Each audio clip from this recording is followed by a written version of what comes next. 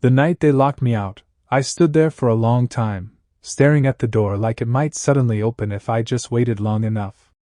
The porch light was still on. The curtains were drawn. I could hear the television laughing inside. But the door stayed shut. I knocked once. Then again. Then harder. Nothing. That's when I felt it, not anger at first, not even sadness, just disbelief. Because this wasn't some stranger's house. This was the house I built. The house I paid off penny by penny. The house where I carried my children on my shoulders and promised them they'd always be safe. And now, at 64 years old, I was being locked out like I didn't belong. I slid down the wall slowly, my knees aching, my hands shaking as I sat on the cold concrete floor of the garage. The smell of oil and dust filled my nose. A single flickering bulb buzzed overhead. This was where they expected me to sleep. My name is Daniel Brooks. I'm 64 years old. And this is how my own family decided I deserved the garage instead of a bed. Before you see what happens next in my life, subscribe to this channel. And if family betrayal is something you understand, leave a comment with your city or country. You're not alone. This house didn't come easy. For 42 years I worked with my hands.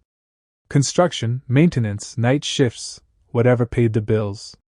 I missed birthdays. I missed holidays. I missed vacations because overtime meant security.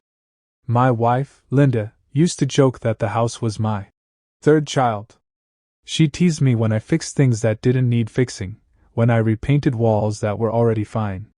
But she understood. This house meant stability. It meant something to pass down.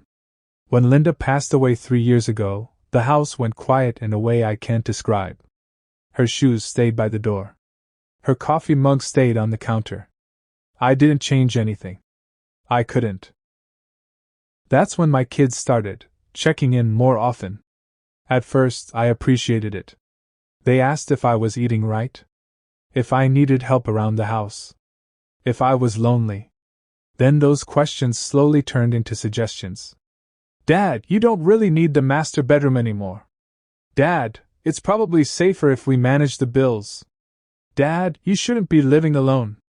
When my son and his wife moved in, they said it was temporary. Just until they got back on their feet. I believed them. I gave up space. I gave up privacy. I told myself family helps family. The house changed fast. The living room stopped feeling like mine. The kitchen became off limits unless I asked. My favorite chair disappeared one day and never came back. They said I was forgetful. That I was stubborn. That I was hard to live with. I started eating alone.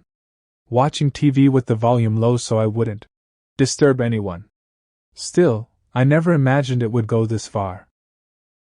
That night started with something small. I left the light on in the hallway. My daughter-in-law snapped at me. Said electricity wasn't free. Said I needed to respect their rules. Their rules. In my house. I told her calmly that I'd paid every bill in that house for decades. That I deserved some respect. My son stood up then. Looked at me like I was a problem he was tired of dealing with. Dad, he said, you need to learn your place. I laughed because the words sounded ridiculous. Like a bad joke. He didn't laugh back. Tonight, he said, you're sleeping in the garage. I thought he was bluffing. Until they moved my bed. Until they locked the door. Until I found myself sitting there on concrete, wrapped in an old blanket that smelled like gasoline. Inside, I could hear them eating dinner. Forks clinking. Plates scraping. No one came to check on me. That first night was the worst. The cold crawled into my bones. My back screamed every time I shifted. I didn't sleep. I just waited for morning, listening to every sound, wondering how I'd become disposable. I kept thinking about Linda. What would she say if she saw this? I remembered the day we signed the papers for the house. Her smile. Her hand squeezing mine.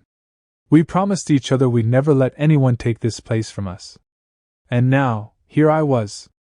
The next morning, they acted like nothing happened.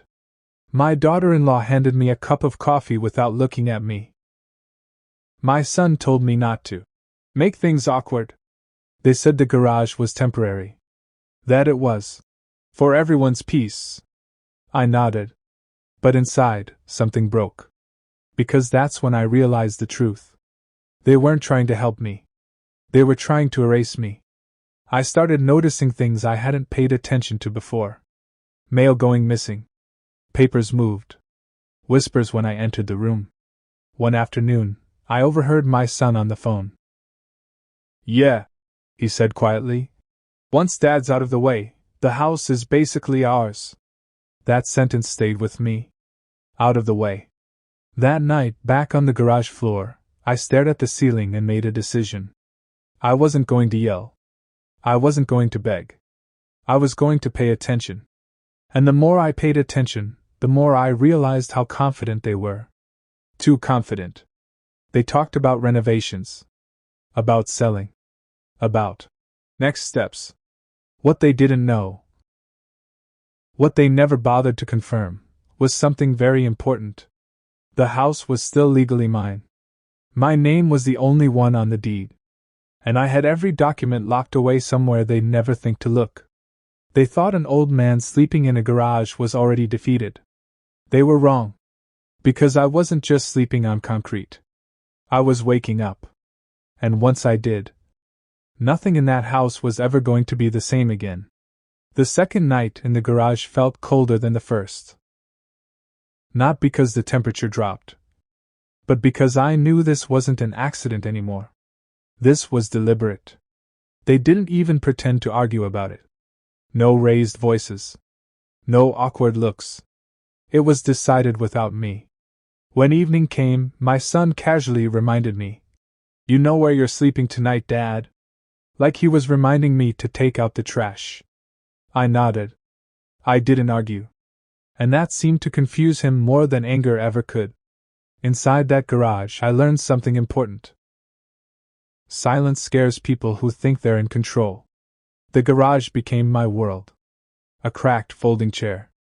A thin blanket. The smell of oil and old cardboard.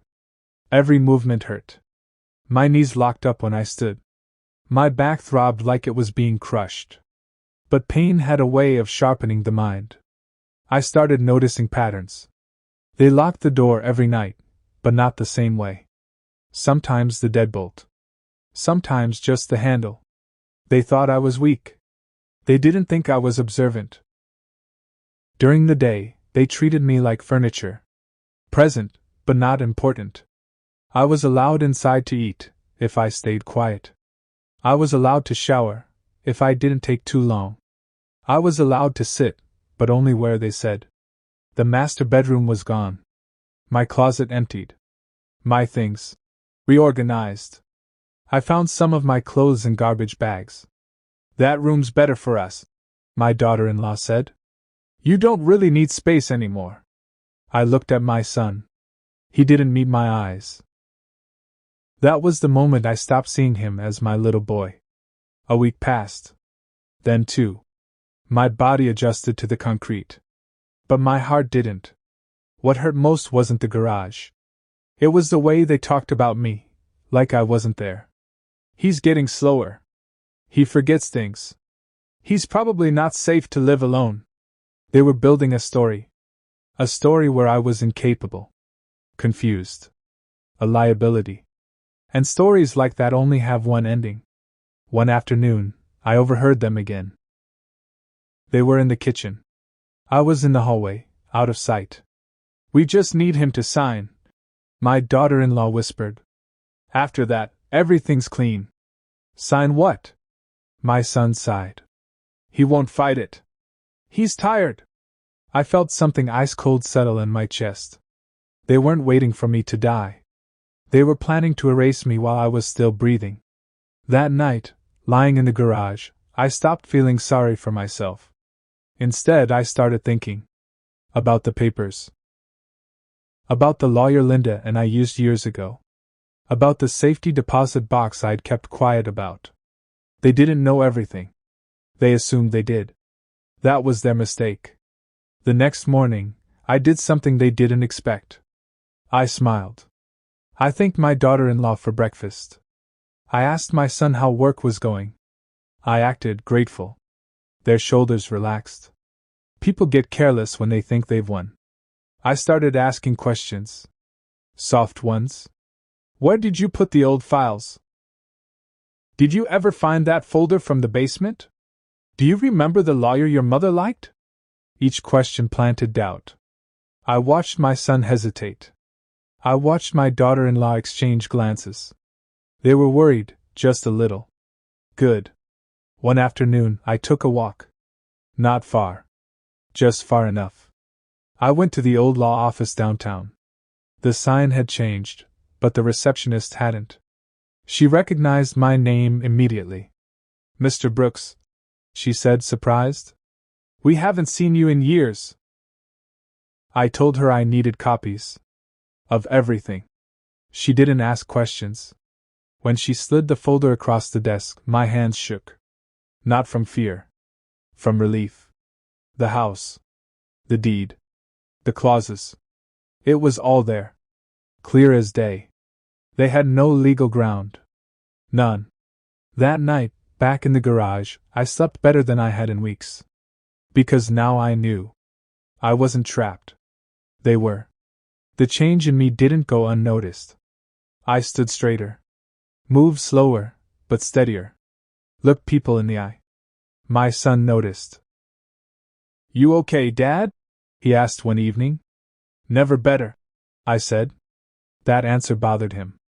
A few days later, the pressure increased. They started talking louder about nursing homes. About what's best. About remembering things wrong. Gaslighting. Old trick. But I wasn't alone anymore. I had facts. I had proof. And soon, I'd have witnesses. The real turning point came when they crossed the line. One night, I came back from the bathroom and found my suitcase in the garage. Packed. Not mine. Someone else's version of my life. My daughter-in-law stood there, arms crossed. We think it's time you stayed somewhere else for a while, she said. Just until things settle. My son stayed silent. I looked at that suitcase. Then at him. And something inside me hardened. I didn't yell. I didn't cry. I simply said, You should have waited. They laughed. They thought I meant emotionally. I didn't. That night, sitting on the garage floor for what I promised myself would be the last time, I made my final decision. I wasn't just going to take my house back. I was going to make sure they never did this to anyone again. They wanted me quiet. They wanted me gone. Instead, they were about to meet a man they no longer recognized. Not the tired old father. Not the silent widower. But the owner. The survivor. The man they underestimated. And once the first letter arrived, their smiles would disappear for good. The letter arrived on a Tuesday morning. Plain envelope. No return address that meant anything to them. But I knew exactly what it was. I watched from the garage as my daughter-in-law picked it up from the mailbox, flipping it over with casual curiosity. She didn't recognize the law firm's name at first. Then she opened it. Her face changed. Not slowly. Instantly. Her lips tightened. Her eyes darted toward the house. She didn't read it twice. She didn't need to. She marched straight inside. That evening, for the first time in weeks, they called me into the living room. Not to scold me. Not to lecture me. To confront me. My son stood near the window, arms crossed. My daughter-in-law sat stiffly on the couch, the letter folded and unfolded so many times it looked worn. What is this? She demanded, holding it up like evidence. I took my time before answering. That, I said calmly, is someone finally speaking for me. My son's voice shook. Dad, why would you do this? Why would I do this? As if sleeping in a garage wasn't reason enough. They tried a new approach. Concern. Dad, this is unnecessary. my son said. We're just trying to help you. Help. I looked around the room. The furniture I bought. The walls my wife painted. The floor my knees had bled on while installing it myself. Is that what you call help? I asked quietly. No one answered. The next few days were tense. They stopped talking freely. Stopped laughing. Doors closed softly now. Phone calls were taken outside. Fear does that. It changes behavior. The lawyer called me that Thursday. He spoke slowly, clearly, like he wanted to make sure I understood every word. You are the sole legal owner, he said. No transfer. No signature. No authority granted. I closed my eyes. For the first time in months, my chest felt lighter. They have no right to remove you, he continued. And if they attempt it again, that strengthens your case. Case. It sounded strange hearing my family described that way. But facts don't care about feelings. The tone in the house shifted. My daughter-in-law started offering me food again. My son asked if I was comfortable. Comfortable. I was still sleeping in the garage. But now they were scared to say it out loud. One night, my son came to the garage alone. No wife. No audience. He stood there awkwardly, hands in his pockets. Dad, he said, we can fix this. I looked at him for a long moment. At the man who used to fall asleep on my chest while I watched late-night TV. At the boy I taught to ride a bike in that driveway. Fix what? I asked. He swallowed. You know, everything. I nodded. You had weeks, I said.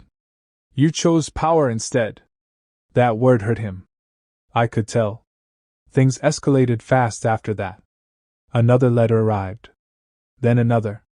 Formal language. Deadlines. They stopped touching my things altogether. The garage door was left unlocked now. Permission suddenly returned. One afternoon, I came inside to find boxes stacked near the door. My boxes. Just organizing, my daughter-in-law said too quickly. Organizing me out. The lawyer told me not to react. So I didn't. The first court notice arrived the following week. That's when panic set in. My daughter-in-law cried for the first time. My son snapped at her in the kitchen. Blame always looks for a home. They tried guilt next. We're family, my son said one night. You'd really do this to us? I looked at him. You did this to me first. That ended the conversation. The hearing wasn't dramatic. No shouting. No theatrics. Just facts. Dates. Documents. Photographs. The judge listened quietly. When my lawyer spoke about the garage, the judge looked up. Garage? He asked. Yes, my lawyer said. Where my client was forced to sleep. The room went silent. The judge turned to my son. Is that accurate? My son hesitated. Too long. That hesitation told the truth for him. After the hearing, they didn't look at me. They left quickly. I walked out slower. Straighter. The ruling wasn't final yet. But the message was clear. They were losing control. That night, for the first time since all this started, I slept inside. On the couch. They didn't object. They didn't dare. I stared at the ceiling, listening to the familiar sounds of the house. And I realized something important. I wasn't fighting for revenge anymore. I was fighting for dignity. The next morning, my daughter-in-law avoided me completely. My son looked tired. Defeated. Good. The lawyer called again. They're scared, he said. That's when people make mistakes. I smiled. Because I knew exactly what mistake they were about to make. A few days later, I overheard them arguing. Loud this time. She told them everything. My daughter-in-law hissed. Your father planned this. Planned? They still thought I was clever by accident. The final straw came when I found the lock on the front door changed. New key. New message. I didn't panic. I didn't knock. I called my lawyer. And then I called the police. When the officer arrived, my son opened the door. Confused. Embarrassed. The officer turned to me. "Sir," he said, "is this your residence?" "Yes," I said. "Legally." The silence that followed was loud. That night, my son packed a bag. My daughter-in-law cried again. And for the first time, they realized something they should have known from the start. This wasn't their house. And I wasn't powerless. But I wasn't done yet. Because taking my house back was only step one. What came next would make sure they never forgot what they tried to do. The house felt different once they realized they couldn't push me around anymore. Not peaceful. Not calm. Careful. Every sound was measured. Every word chosen. They moved through the rooms like guests who'd overstayed their welcome, because deep down, they knew that's exactly what they were.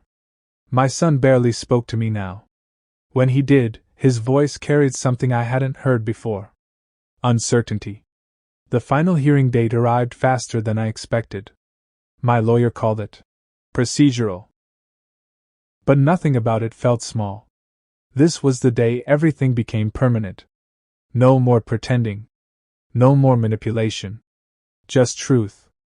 The night before court, I walked through the house alone. The living room. The hallway. The bedroom that used to be mine. I touched the walls, remembering the nights I painted them while my kids slept upstairs. Remembering my wife laughing at me for being too careful, too slow. She would have hated what they did. And she would have loved what I was about to do. They didn't sleep much that night. I could hear whispered arguments through the walls. "Why didn't you stop him? You said he wouldn't fight back. We should have waited." Regret always arrives late. Court was quiet. Almost respectful. The judge reviewed documents again. Listened again. This time, there were witnesses. A neighbor who saw me sleeping in the garage. A delivery driver who asked why I was locked out. A family friend who tried to intervene and was told to mind her business. Every story lined up. When my daughter-in-law was asked to speak, she froze. Her confident tone was gone. She talked about stress. About misunderstandings. About temporary arrangements. The judge listened patiently. Then asked one question. "Did you ever ask him to leave?" She hesitated. That hesitation answered everything. My son was next. He looked smaller sitting there. Less sure. He talked about responsibility. About caring for an aging parent. About difficult choices. The judge leaned forward. "And forcing him to sleep in the garage," he said calmly. "Was that one of those choices?" My son opened his mouth. Closed it. No answer. That silence felt heavier than shouting. The ruling was clear. Immediate. The house was mine. Solely mine. They were ordered to vacate. No extensions. No negotiations. Just time limits. I didn't feel joy at first. I felt, still, like something long overdue had finally settled. On the drive home, my son finally spoke. "Dad," he said quietly, "we never meant to hurt you." I looked out the window. "You planned around me," I said. "That's worse." He didn't reply. They had 30 days. 30 days to pack up the life they tried to steal. Those days were uncomfortable. They avoided me completely. Moved quietly. Packed silently. I let them. I wasn't interested in small victories anymore. One afternoon, my daughter-in-law approached me. Her voice was softer now. "We didn't think you'd go this far," she said. I met her eyes. "That's the problem," I said. "You didn't think of me at all." She nodded slowly. Like someone finally understanding the weight of what they'd done. The last week was the hardest for my son. I could see it in how he lingered in rooms. In how he paused at the door. In how he looked at me, not with anger now, but with loss. The final night, he knocked on my door. Not the garage. The bedroom. Dad, he said. I'm sorry. I believed him. But belief doesn't erase consequences. I know, I said. But sorry doesn't rebuild trust. He nodded. Tears didn't fall. But something broke. They left early the next morning. No drama. No shouting. Just suitcases and silence. The house was quiet again. Truly quiet. I walked through it slowly. Room by room. This time, it felt like mine again. But the story wasn't over. Because I wasn't just reclaiming a house. I was deciding what came next. A week later, I made a change. I changed the locks. Every single one. Not out of fear. Out of clarity. Neighbors stopped by. Some apologized for not speaking up sooner. Others admitted they'd suspected something was wrong. I thanked them. And I moved on. One evening, I sat in the living room, lights low, thinking about everything that had happened. About how easily power corrupts. About how quickly love can turn conditional. And about how close I'd come to losing everything, not because I was weak, but because I trusted too much. I called my lawyer one last time. I want to make sure this never happens again, I said. He understood immediately. The paperwork I signed that week didn't just protect me. It sent a message. When my son called days later, his voice sounded different. Respectful. Careful. Dad, he said, I heard about the changes. Yes, I said. You heard right. There was a pause. I guess that's fair. It was more than fair. It was necessary. That night I slept in my bed. Not the couch. Not the garage. My bed. And for the first time in months, I slept without listening for footsteps. But the final chapter, that came later. When they realized what I'd done, not just to protect myself, but to make sure they could never hurt me again. The house didn't feel empty after they left. It felt honest. No whispers behind doors. No footsteps stopping when I entered a room. No tension hanging in the air like something waiting to explode. Just quiet. The kind of quiet that lets you hear your own thoughts again. For the first time in months, I sat at the kitchen table and drank my coffee slowly. No one rushing me. No one watching the clock. I wasn't angry anymore. Anger burns fast. What I felt now was something steadier. Resolve. People assume revenge has to be loud. Courtroom drama. Shouting. Slamming doors. But the most powerful kind of revenge is calm. Calculated. Permanent. A week after they moved out, I met with my lawyer again. Not because I was scared. Because I was done trusting memory alone. I wanted everything in writing. Clear. Unbreakable. I updated my will. Reorganized ownership. Created protections that couldn't be twisted later. Not to punish. To prevent. The hardest decision wasn't legal. It was emotional. My son called me 2 weeks later. His voice was softer now. Dad, he said, I've been thinking a lot. I didn't interrupt. I know I crossed the line, he continued. I know we hurt you. I waited. Silence makes people honest.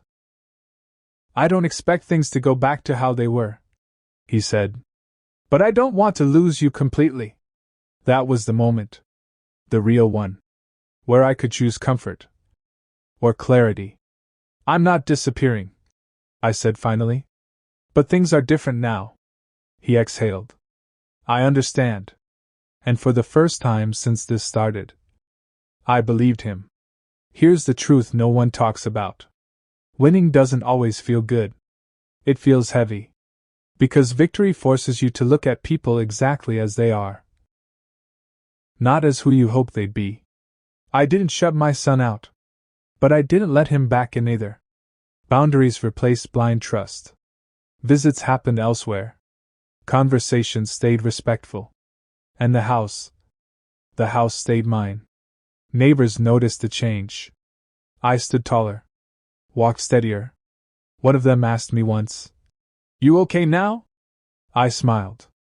I'm better than okay, I said. I'm awake. Months passed. The garage stayed empty. Sometimes I'd walk past it and stop for a second. Not out of pain, but reminder. I never wanted to forget how close I came to losing myself. One afternoon, I did something unexpected.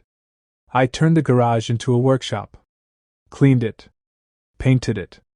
Added light. I built things there. Not because I had to. Because I chose to. The final piece of my revenge wasn't against them. It was for me. I started volunteering. Talking to other seniors. Listening to stories that sounded painfully familiar. Children taking control. Families rewriting history. I told them one thing. Documents don't lie. And silence helps the wrong people. Word got around. A quiet kind of reputation. The man who fought back. Not with fists. With patience.